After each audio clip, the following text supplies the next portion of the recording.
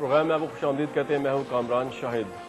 Viewers, یہ جب مغرب کی گلیوں میں سڑکوں پہ لوگ سکون کی نیند سو رہے تھے یا سو رہے ہوں گے یا کلبوں میں ڈانس کر رہے ہوں گے، ناچ گانا کر رہے ہوں گے، اس وقت پاکستان جو کہ اس U S war on terror کا مین اتحادی ہے، بنیادی اتحادی ہے، اس کی سڑکیں، اس کی گلیاں ایک دفعہ پھر بم دھماکوں سے، پاکستانیوں کے جسم کے ٹکڑوں سے، لوگوں کی آہ و پکار سے، پاکستانیوں کے خون سے رنگی گئیں.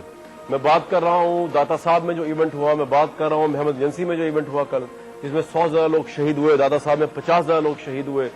یہ تمام چیزیں ہو رہی تھیں اور ہم وار آن ٹیرر کے اس میں یہ ایک اور نئی ریزولوشن کر رہی تھی، ہوگی ہماری گورنمنٹ اور ہم لوگ بھی کیونکہ ہماری جنگ ہے تو اس لیے ہم لوگ مر رہے ہیں، کوئی بات نہیں، وہاں بھی لوگ مر رہے ہوں گے، لیکن ایسا ہے نہیں. یہ جو عام لوگ ہیں یہ یہیں پہ مر رہے ہیں صرف. یہ بڑی عجیب سی بات ہے. دنیا کے کسی ریئل پولیٹیکل ڈاکٹرن میں کسی سے بھی آپ ڈیبیٹ کر لیں اس کے اوپر کہ اسٹریٹجی وائز اگر آپ الائی ہیں، اتحادی ہیں کسی ملک کے، اور وہ ملک جو ہے وہ یہ کہے کہ آپ کا اور ہمارا یہ برابر کا اتحاد ہے، برابر کی جنگ ہے، تو اس میں پھر کیجولٹیز، شہادتیں، قتل، اموات برابر کی ہونی چاہیے.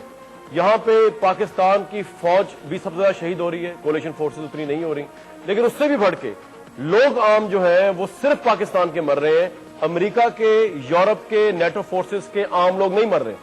یہ بہت سے لوگوں کے لیے ایک عجیب سی بات ہے. اگر یہ اتحاد برابری کے لیول پہ ہے، اگر یہ ہم سب کی جنگ ہے، مغرب کی اور پاکستان کی، تو عام لوگ صرف پاکستان میں کیوں مر رہا ہے؟ یہ دہشت گردی پاکستان میں کیوں آ گئی ہے؟ اس سے مغرب اس سے دور کیوں ہے؟ یہ بہت سے لوگوں کے ذہنوں میں سوال ہے. یہ میرے سامنے مخدوم امین فہیم صاحب گئے ہمیں لے کے پرائم منسٹر کے ساتھ ای یو کے وزٹ کے اوپر. انہوں نے مجھے ایک پمفلٹ دیا اور یہ وہ کیس تھا جو پاکستان نے ای یو کی عدالت میں پیش کیا اور کہا جناب یہ دیکھیے ہمارا کتنا سیکریفائز ہے. پہلے میں سیکریفائز بتا دوں جو گورنمنٹ پاکستان کا زیادہ شمار ہے اس وار کے اندر، اور اس کے بعد میں بتاؤں گا حکومت پاکستان نے کہا کیا ہے سیکریفائز کی بیس پہ. یہ آپ صاحب دیکھ سکتے ہیں اب جب سے ہم اتحادی بنے ہیں امریکہ اور مغرب کے، اب تک پاکستان کی گورنمنٹ کے اعداد و شمار کے مطابق 150 خودکش حملے ہو چکے ہیں، 455 راکٹ حملے ہو چکے ہیں، بی ہیڈنگز 95 قریب ہو چکی ہیں. اس کے علاوہ 639 کے قریب جو ہے وہ ہمارے بام بلاسٹ پاکستان کے اندر ہو چکے ہیں. اگر میں اس سے آگے آپ کو جاؤں لے کے کولیشن فورسز جو ہیں یعنی کہ جو یہاں پہ لڑ رہی ہیں ان کی کیجولٹیز کا اگر آپ موازنہ کریں تو انگلینڈ کی کیجولٹیز جو ہے، امریکہ کی کیجولٹیز جو 1012 ہیں، جبکہ ہمارے اب تک کے پاکستانی کیجولٹی 30,000 سے اوپر ہو چکی ہیں. دوسرے برطانیہ وغیرہ 268 140 یہ آپ دیکھ سکتے ہیں. ہماری کیومولیٹو لاس جو ہے وہ $3.5 بلین کا ہے. لوگ انویسٹمنٹ نہیں کر رہے پاکستان میں. یہ کیا خسارے کا سودا ہے؟ پوری کی پوری جنگ جس کو ہم کہتے ہیں کہ برابری کی جنگ ہے، برابری کے گینز ہیں.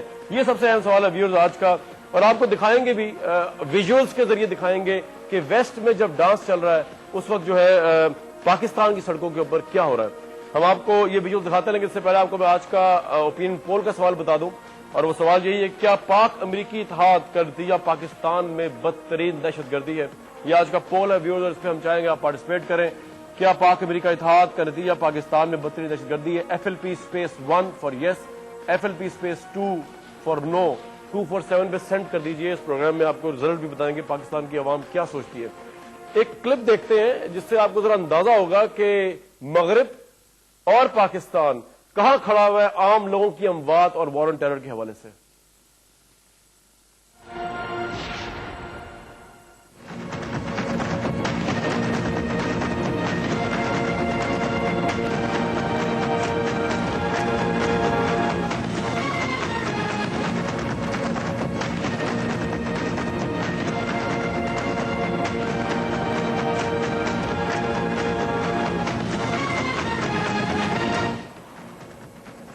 یہ ویورز آپ دیکھ سکتے ہیں، ہم نے ایک انالیسس کرنے کی کوشش کی ہے کہ جہاں پاکستان میں دادا صاحب کی نگری میں، جہاں پاکستان میں لاہور میں، محمد ایجنسی میں عام لوگ مر رہے ہیں اس وار کے نتیجے کے طور پہ بہت سے لوگ سمجھتے ہیں، وہاں مغرب میں ایسا کچھ نہیں ہے. مغرب میں لوگ ڈانس کرتے ہیں، پبس میں جاتے ہیں، ناچ گانا کرتے ہیں.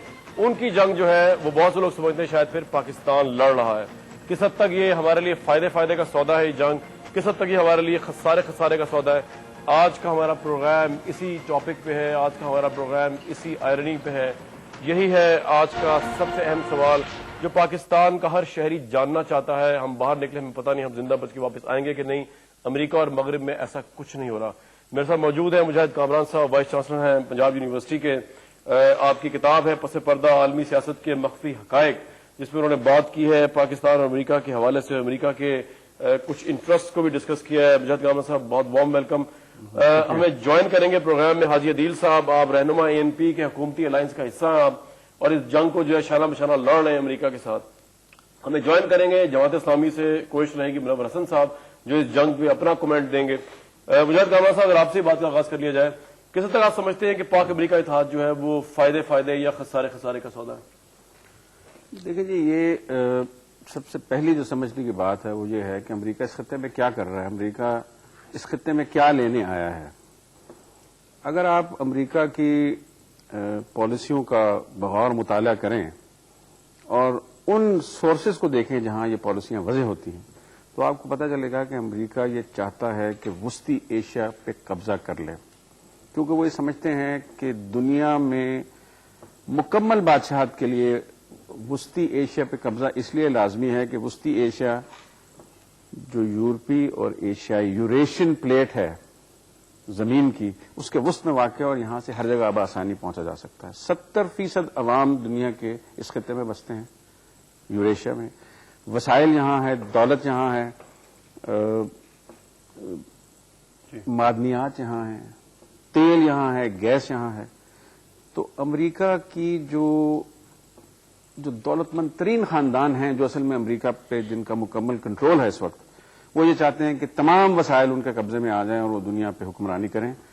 اور امریکی عوام، جن کو میں بہت اچھا سمجھتا ہوں، ان کو وہ اس جنگ میں اس لیے جھونک رہے ہیں کہ ان کے بغیر یہ جنگ لڑی نہیں جا سکتی، اور ان کے تعصبات کو ہوا دینے کی کوشش کر رہے ہیں.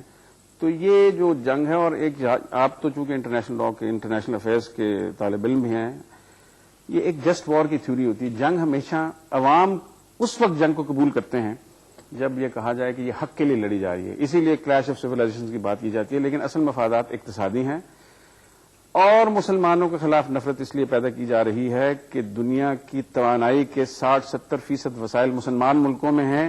اس نفرت کے ذریعے مسلمان سولین آبادیوں کے قتل عام کو قابل قبول بنایا جا سکتا ہے مغربی عوام کے نزدیک. اس لیے سب کچھ بڑا اہم پوائنٹ آپ نے بتایا. کہ ہمارے ساتھ حاجی عدیل صاحب موجود ہیں؟ اچھا، کوشش کرتے ہیں حاجی عدیل صاحب سے لینے کی پوائنٹ آف ویو. لیکن مجاہد کامران صاحب، ایک بات یہ بتا دیجیے کہ یہ جو پاکستان کی موجودہ گورنمنٹ ہے، جو آپ نے انالیسس کیا بڑا زبردست ہے، جو پاکستان کی پچھلی حکومتیں چلتی آ رہی ہیں 2001 سے، تو یہ اتنا اسٹریٹجک انالیسس جو ہے، کیا ان کو نہیں پتا اس چیز کا کہ اگر امریکہ کے یہ عزائم ہے وسطی ایشیا قبضہ، تو اس میں پھر پاکستان بھی شامل ہے، تو پاکستان کے وسائل بھی شامل ہیں. تو یہ کیا ہمارے یہاں کے حکمرانوں کی چیز نظر نہیں آ رہی؟ ممکن ہے نہ نظر آ رہی ہو، اس کا امکان ہے، کیونکہ یہ چیزیں دیکھنے کے لیے بہت زیادہ مطالعہ کرنا پڑتا ہے، اور پھر چھوٹے چھوٹے مفادات سے بالا تر ہو کے جب آپ دیکھتے ہیں تو تصویر آپ کو صاف نظر آتی ہے.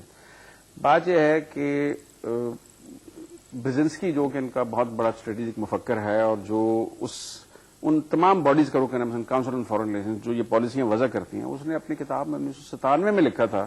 اس نے نقشے بنائے ہوئے ہیں اور اس نے ایک دائرہ کھینچا ہوا ہے جس میں پاکستان، افغانستان، وسطی ایشیا، ایران، مشرق وسطی ہے، اور اس پہ اس نے لکھا ہوا ہے. 1997 میں یہ کتاب شائع ہوئی ہے، ریجنز آف پرکولیٹنگ وائلنس. اور پھر ایک اور نقشہ دیا ہوا ہے، دی یوریشین بالکنز، کے ہمارے نقشے دوبارہ بنیں گے. تو کیا اس کو خواب آ گیا تھا؟ اور ایک مصنف نے، مائیکل روپرٹ نے اپنی کتاب میں لکھا ہے، کراسنگ دی روبیکون میں، that what Brzezinski did not admit was that much of the violence was being promoted by US proxies. یہ لکھا ہوا ہے، اور تمام لوگ جو مطالعہ کرتے ہیں وہ ان چیزوں کو سمجھتے ہیں، ان کے لیے یہ بات بالکل واضح ہے. رائٹ.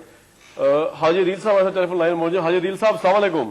السلام علیکم. حاجی صاحب، یہاں پہ میں ایک پروگرام یہ لے کے بیٹھا ہوا ہوں کہ میرے ساتھ مجاہد کامران صاحب نہیں ہے، وائس چانسلر ہیں پنجاب یونیورسٹی کے، کوئی پولیٹیشین نہیں ہے وہ، تو ان کی آرا جو ہے وہ بہت سے لوگوں کے نزدیک بہت زیادہ آبجیکٹو ہوگی. وہ یہ کہتے ہیں کہ امریکہ جو ہے اس کے عزائم میں شامل ہے کہ وسطی ایشیا پر قبضہ کرے، مسلمان ممالک کی دولت پہ قبضہ کرے، معدنی دولت پہ قبضہ کرے. اور یہ جو پھر اگر یہ اس سے سوال ہی اٹھتا ہے، اگر امریکہ کے یہ عزائم ہیں یا ہو سکتے ہیں، تو پھر پاکستان کے حکمران جو ہے ان کو اس چیز کا اندازہ ہے؟